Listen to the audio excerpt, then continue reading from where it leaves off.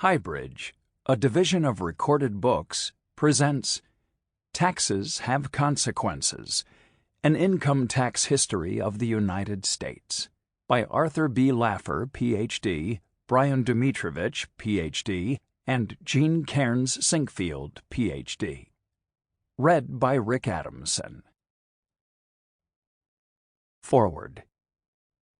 People need to understand how the economy really works, not how some professor wishes it would work. In this book, you do have 3 PhDs who do understand, and upon whom I have relied. The logic, theory, and underlying statistical analysis of my tax bill is exactly what you'll find in Taxes Have Consequences. My 2017 Tax Cuts and Jobs Act was passed and signed into law on December 22, 2017. In short, it accomplished the following. 1. Over the next 2 years, from the fourth quarter of 2017 through the third quarter of 2019, U.S. growth went from slightly trailing the Eurozone to exceeding Eurozone growth by 2.5%, or almost $500 billion. 2. The U.S. poverty rate fell to its lowest level ever, 10.5%, as of the fourth quarter of 2019. 3. Real median income rose to $68,703 by 2019, extending the largest increase in this metric in generations. 4. The U.S. unemployment rate fell to 3.5% in September of 2019, the lowest rate in half a century. 5. Black unemployment fell to 5.2% in August of 2019, the lowest rate ever recorded. 6. Hispanic or Latino unemployment fell to its lowest rate ever recorded, 4% as of September 2019. 7.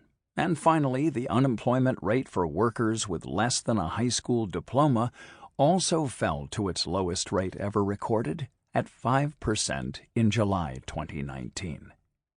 But for my friend Arthur Laffer and me, the pièce de résistance came with federal tax revenues.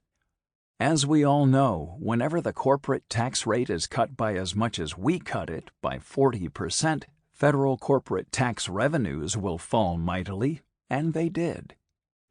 But as we knew then, and as the results now show, non-corporate federal tax revenues rose.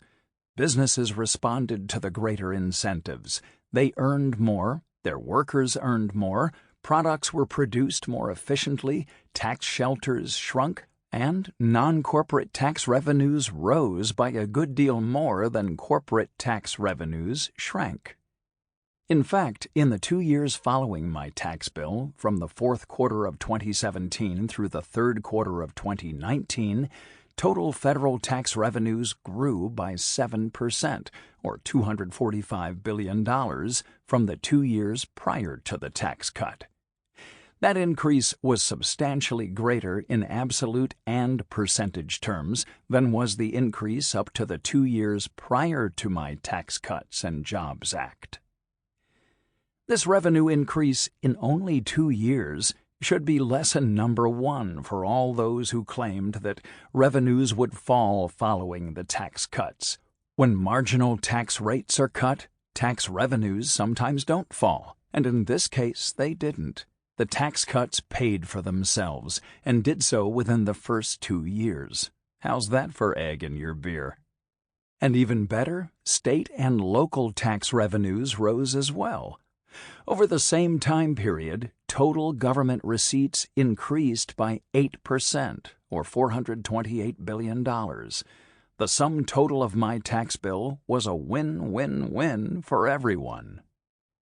Taxes Have Consequences uses in-depth research to tell the real tax history of the United States. My administration built on this history when we cut taxes in 2017. Here is the full story from over a century of our American past. The Honorable Donald J. Trump. Chapter 1. Whatever. Probably the broadest and most serious charge is that the law has close to its heart something very much like a lie.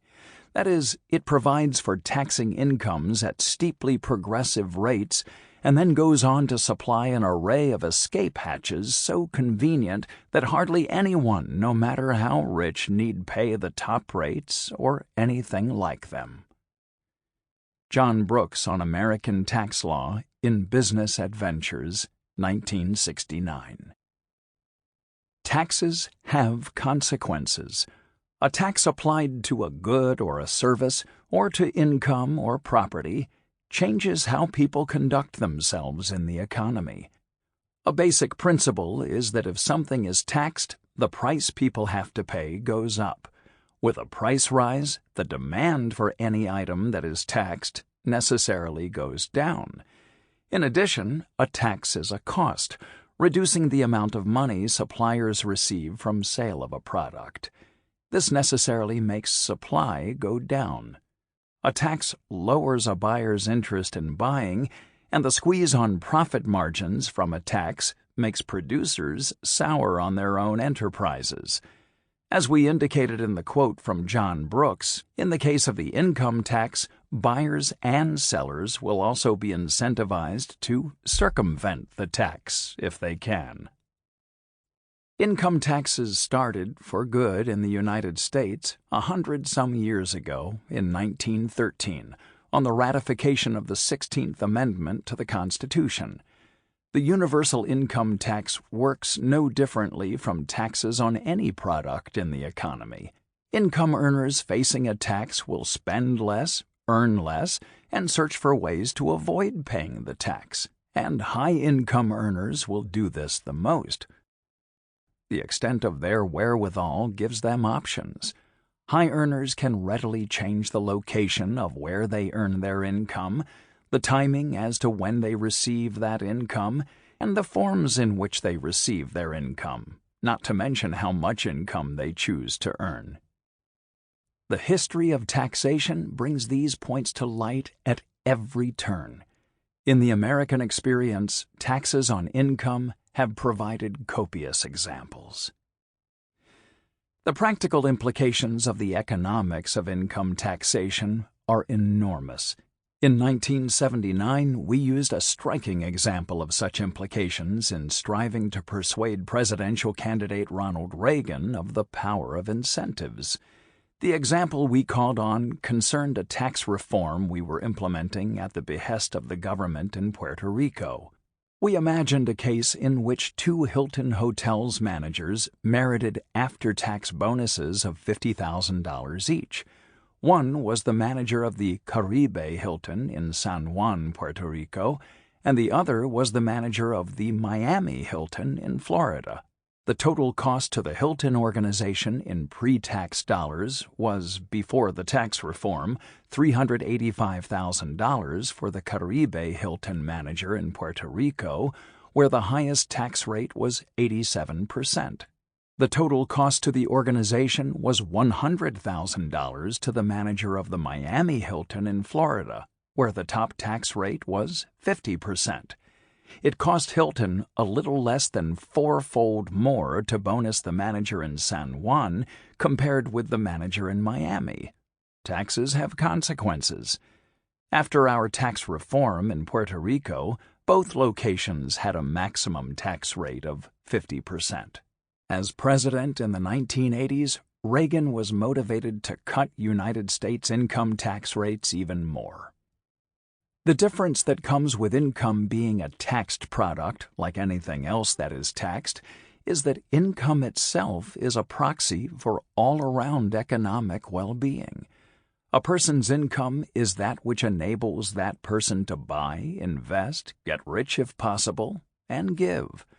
A person's consumption and investments, as well as gifts and accumulation of wealth, all come from that person's income. When taxes raise or lower the cost of earning of income, or curtail or call forth the demand and supply of income, the effect on the economy will be notable. When tax changes are large, the economy can get shaken to the core. Income taxes function as the price of income. This book, Taxes Have Consequences, is a history of the riotous time the United States has had in dealing with the national tax regime, captained as it has been by the income tax since 1913. This history is riotous because of two factors: the size and variation of income tax rates. As goes size, the income tax has at times been ridiculously large and at times moderate, if not small. The top tax rate on the highest incomes, for example, reached a peak of 94% during the World War II years of the 1940s. For one long stretch in the 1950s and 1960s, it was stuck up at 91%. In comparison, in the latter 1920s and early 1930s, the top rate was at 25%. In the latter 1980s through 1990, it was at 28%.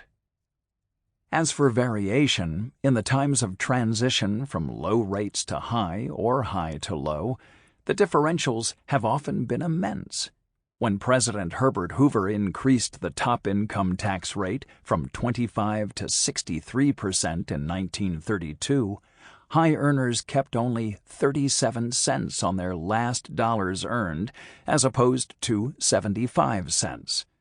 This cut down the profitability of making such income by half. When President John F. Kennedy's tax cut lowered the top rate from 91 to 70% over 1963 to 1965, those subject to it saw a whopping 233% increase in their rate of return. These earners had been keeping 9 cents on their last dollars made, and now they got to keep 30 cents. 30 divided by 9 is 233%. Boom! Suddenly, high-end income-earning activity more than tripled its profitability. Such wow, as internet memes say of amazing phenomena in this world. Such wow. That is what the income tax delivers in terms of its effect on the economy. If the rates of the income tax are high or low, or stable or varying, the incentive implications for those supplying income or purchasing the services represented by income, which is to say every single person in the economy, are most serious. The United States has had an income tax of notable size and variation since 1913. The economy's profound reaction to every situation set up by the income tax since 1913 is the subject of this book. Taxes Have Consequences is concerned about the nation as a whole, about the fate of the economy inclusive of its hundreds of millions of participants at every juncture over the century-plus era of the income tax. The central focus, however, and most necessarily, is on the highest earners, on those who make the most money every year, on the rich. This must be so for several reasons. The first is that the income tax system has always been progressive. The more money a person makes each year, the higher the tax rate applied to each extra increment. In recent years, for example, the first $10,000 in income after standard deductions is taxable at a 10% rate, while income above about $500,000 is taxable at the top rate of 37%. The more money that earners make, the more they are taxed. A consequence of the progressivity of the United States income tax system, progressivity being characteristic since the outset in 1913, means that the top rate of the income tax, that rate affecting the highest earners, will necessarily have the strongest incentive effects. The second reason for a focus on the top rate of the income tax and those subject to it, the highest earners, is that these people have a particular determination to do something about the top rate of tax. Since the highest earners face the highest rate, they have the clearest justification to see to it that their income is not fully subject to that rate. And the highest earners, by dint of their high earning, are exceptionally interested in, dedicated to, and capable of pursuing their own pecuniary advantage.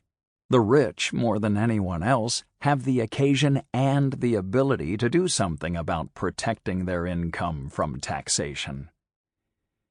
In his seminal work, An Inquiry into the Nature and Causes of the Wealth of Nations, Adam Smith outlined this phenomenon in terms of commodities, or goods and services in the economy. His point is valid regarding income as well. Addressing the relationship between high tax rates and corresponding revenues, Smith wrote the following: "High taxes, sometimes by diminishing the consumption of the taxed commodities, and sometimes by encouraging smuggling, frequently afford a smaller revenue to the government than what might be drawn from more moderate taxes. As shall pour forth in glorious, if at times maddening detail in the upcoming chapters, tempering the top rates of the income tax within the statutory tax code itself are legion exclusions and exemptions from these top tax rates. The tax code's current length of 70,000 pages essentially corresponds to the degree of these exclusions and exemptions from the top rate of tax. The schedule of individual income tax rates takes a page or two to enumerate. The remainder of the code is, by and large, a list of opportunities that Congress legally affords to the American people not to pay at these enumerated rates. The rich take advantage of these opportunities by virtue of having the resources to know about and exploit them. Indeed, the tax code's exemptions and exclusions are themselves in good part a record of the congressional lobbying activities of the rich. The final and perhaps most important reason for the focus on the highest earners, on the rich, is that this group governs the allocation of investment capital and the management of business enterprises in the economy at large. Jeopardize high earner income via taxation, and the consequences in terms of who gets investment dollars and how much will be severe. So too will be the consequences for the running of enterprises. The higher top income is taxed, the more the managers at the companies employing the mass of the national workforce will be diverted away from enterprise concerns toward the management of their own financial affairs. The matter is inescapable. High tax rates at the top force the rich to focus inward on the management of their personal situations. Lower tax rates at the top permit the rich to pursue their natural inclination to put their resources to profitable use in the economy at large. The crucial word. In 1913, the income tax came to the United States for good. The 16th Amendment to the Constitution, ratified that year, specified that Congress shall have power to lay and collect taxes on incomes from whatever source derived. Congress took the opportunity and set up an income tax for individuals. While at first only applying to a small subset of income earners, the tax rates ran from 1% to 7%. The higher the income, the higher the rate. Over the century and then some since, individual income tax rates, especially those at the top affecting high earners, have varied widely. The top rate of this tax went up past 75% and then fell to 25% in the teens and 1920s. From 1932 to 1980, the top rate was always above 60%. From 1987 through 2020, the top rate swung at rates between 28 and 40%. What happened to the income of high earners in the face of widely varying and at times very high top income tax rates over the century following 1913 is an interesting story, a very interesting story. In general, what happened is that the total income of high earners, the rich, along with the amount of taxes they paid, was highly variable. However, one thing stayed constant. No matter if tax rates were high or low, the fabled top 1% of earners in the economy paid the same proportion of their total income in taxes. This number was, as we best are able to ascertain with modern data, about 20%. When tax rates at the top were high, as in the 5 decades prior to the 1980s, the top earners arranged their affairs such that their tax-reported income yielded a payment representing 20% of their total income, taxable and non-taxable collectively. When tax rates at the top were low, as after 1980 or in the 1920s, the top earners arranged their affairs such that their tax-reported income yielded a payment representing 20% of their total income, taxable and non-taxable collectively. The crucial difference between high and low top tax rate regimes is that in the former scenarios, enormous acts of tax sheltering took place in conjunction with drops in total income from earners of every station. And with lower top tax rates, sheltering fell out of favor as tax payments from top earners soared and the rich got richer along with everyone else. Whatever. That is the crucial word in the 16th Amendment to the Constitution. Whatever. The word means anything and everything, any big or little item that the subject desires. If you want to do whatever, you can do this or this and that. Your choice. In taxing income from whatever source derived, Congress sees to it that certain kinds of income get taxed and others do not. Congress made such distinctions at the outset in 1913 and has done so voluminously over the years. The main matter in the pages of the tax code, in their prodigious number, is distinguishing between this and that form of income. This kind is subject to the tax while that one is not. For one example among an uncountable many, in 1913, Congress said that salary income was subject to tax, but that from bonds issued by state and local governments was not. Whatever. Here emerged the strategy adopted by high earners and the rich over the long era of the income tax to keep the tax portion of their total income level in any tax rate environment, no matter if income tax rates were high or low. What changed with tax rates were both the amount of income of high earners and the ways that the members of this group reported income for tax purposes.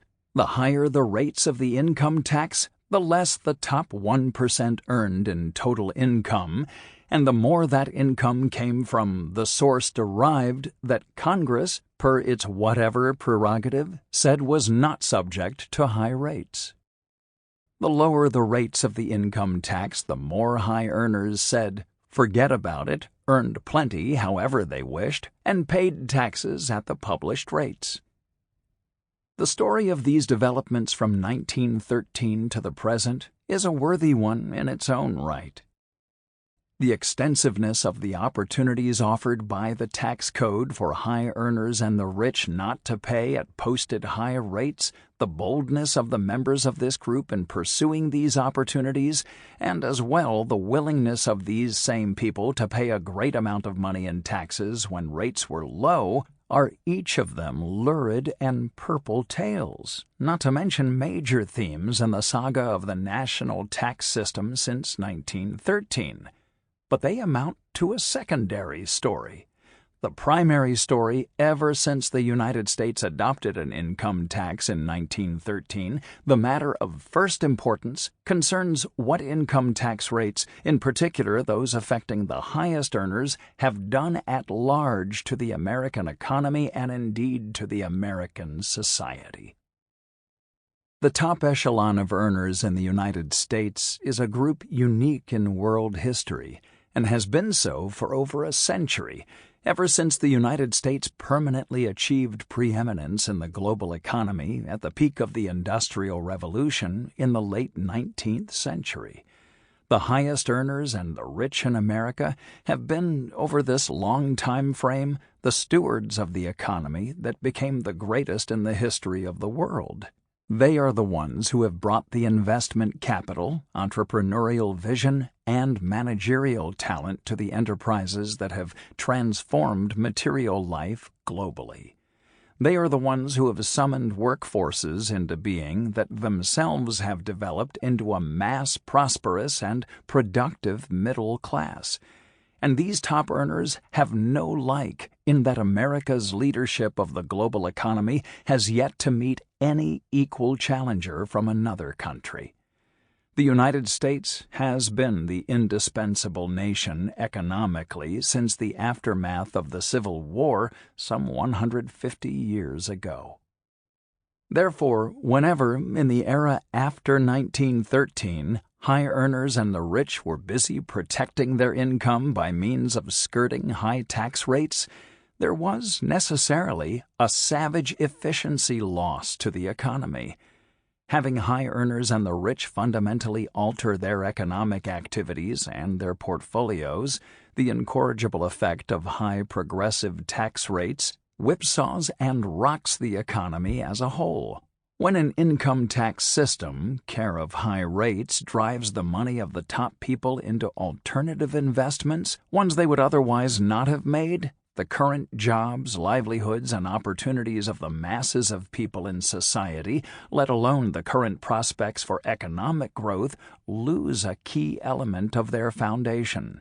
Just the same, when low tax rates invite high earners and the rich to keep their wealth and investment portfolios as they please, the economy operates with a degree of normality and lack of interruption that the people at large regularly experience as general prosperity. In this book, we offer a history of how and a theory of why taxes have had consequences in the American economy since the rise of the income tax in 1913. We observe that a tax system that makes a point of imposing elevated tax rates on high earners and the rich necessarily incentivizes this group to avoid those tax rates.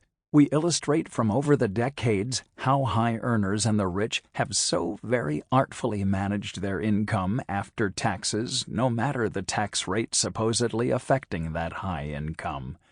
Accompanying this story at every turn is the collateral effect on the economy in general.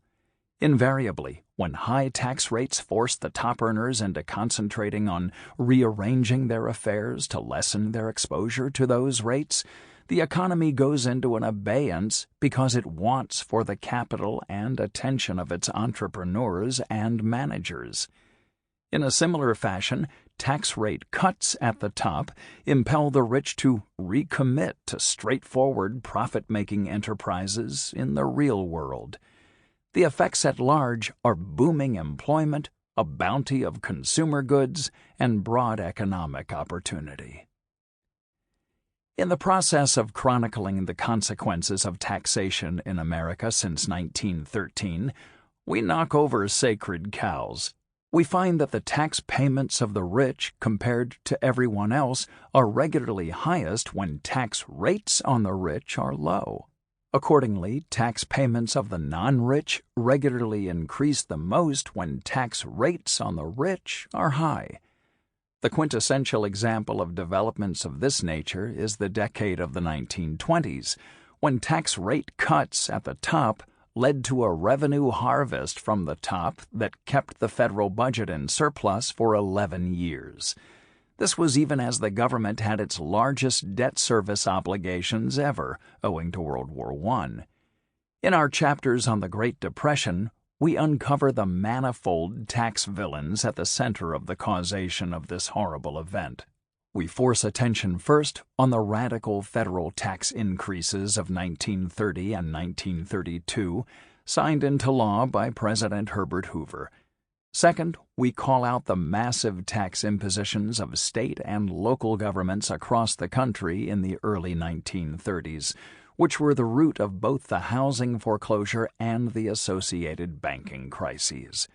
The enormous mass of evidence of tax increases in the 1930s drives away any lingering contention that capitalism or the gold standard, a favor of economists, caused the Great Depression.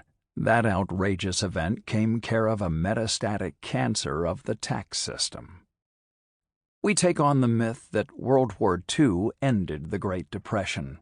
We show the opposite, that the war economy deepened the Depression in terms of the crucial measurement, the degree of the national standard of living. The Depression ended, the evidence indicates, for two reasons, both fiscal. First, tax rate cuts, including at the top, came immediately at the end of the war in 1940. Sample complete. Ready to continue?